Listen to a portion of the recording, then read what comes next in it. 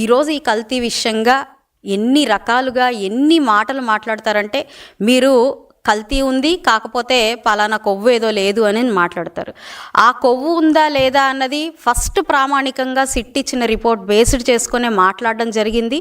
ఆ తర్వాత అది మళ్ళీ లోతుగా దాని మీద విచారణ జరిగిన తర్వాత మళ్ళీ ఏదైతే సిట్ ఇచ్చిన రిపోర్ట్ ఉందో దాని ప్రకారం మాట్లాడమే జరిగింది తప్ప మళ్ళీ వెనక్కి వెళ్ళి ఇది ఇలాగే ఉంది అని చెప్పి బల్లగుద్ది మాట్లాడింది ఎక్కడా లేదు.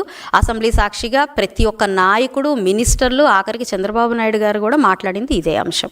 అయితే మీరు ఈరోజు దాన్ని పక్కదోవ పట్టించే ప్రయత్నం, మీరు పదే పదే మనోభావాల్ని కూటమి ప్రభుత్వం దెబ్బతీస్తుంది అనే ఒక ఆలోచనని ఈరోజు ప్రజల్లోకి తీసుకెళ్తూ ఉన్నారు అనంటే ఎలా ఉంది అనంటే, తప్పులు మనం చేస్తాం కానీ దాని ప్రతిఫలం మాత్రం ఎదుటి వాళ్ళు పడతారు అనే ఒక ఆలోచన. ఎంత అది ఒక క్రిమినల్ మైండ్ సెట్ ఉన్న వాళ్ళకి మాత్రమే సాధ్యమవుతుంది తప్ప ఒక సామాన్య వ్యక్తికి, ఒక లీడర్గా ఉన్న వ్యక్తికి, కేవలం లాభార్జన మాత్రమే ఉన్న వ్యక్తికి అయితే మనం తప్పు చేసి దాని శిక్ష పక్కవాడు పడాలి అనే ఒక ఆలోచన తత్పరత ఉంటుంది.